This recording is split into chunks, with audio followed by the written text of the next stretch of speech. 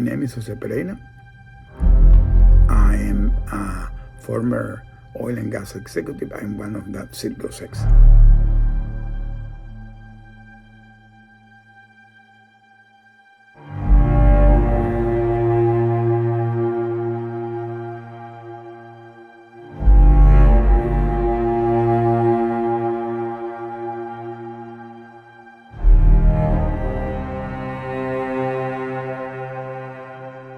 Well, the thing is that during that time, there was the Trump administration here in the U.S., and they were imposing a lot of sanctions on the regime of Venezuela that they declared that it was illegitimate.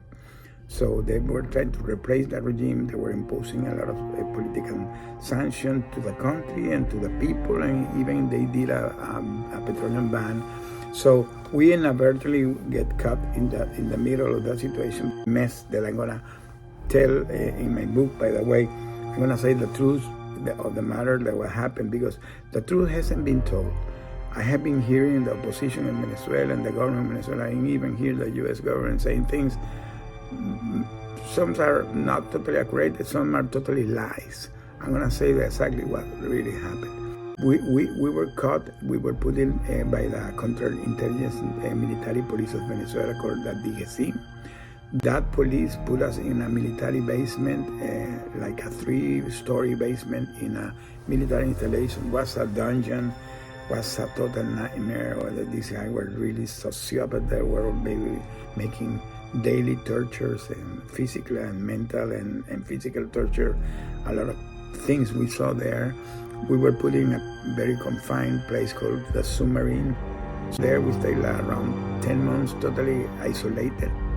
We didn't know what was going on. 10 months without no communication with the family. There was no window. There was no running water. Didn't have fresh water. We were drinking bad water. I began to have a severe stomach problem. I went to the pneumonia.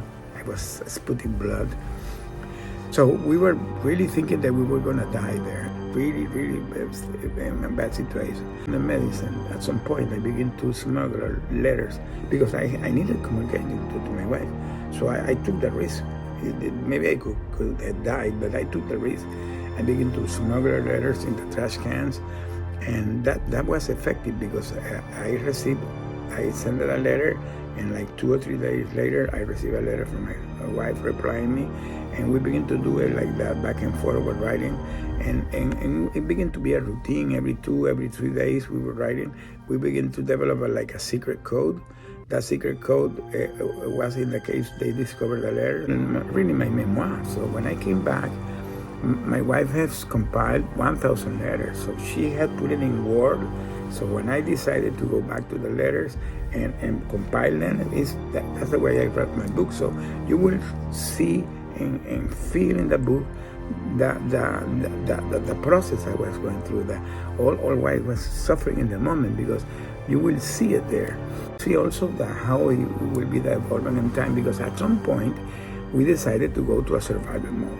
So when we figured out what was going on with us, our family began to decided to not to stay quiet, because they were asking, the U.S. government was asking to them to be silent, and they decided to go big to the press. So you will see a lot of news at the time in the major media. They went to Fox, they went to CNN, they went to ABC, CNBC, CBS, AFP, AP, Bloomberg, Reuters, Time Magazine. They went to all the major Washington Post, Wall Street Journal, New York Times. You can see news of us all over the world. The pressure was so big that they decided to put us together. For the first time in like 1 year, we were put together in a closet. We were literally living in a closet, a 100 square feet closet. We were staying there almost the rest of our confinement, more than 3 years.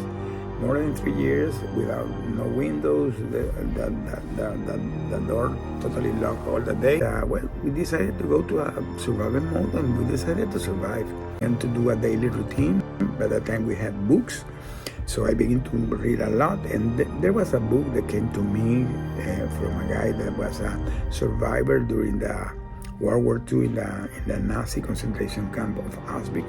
His name is Viktor Frankl, and the book is A Man on the Search of a Meaning. That guy was saying in that book that the people that survive this type of ordeal in prison is because they have a meaning in their life. So we found that their meaning in their life was being sane in body, soul, and spirit, and come back okay to their families. So we really begin to work hard on that, and we did it on a daily basis.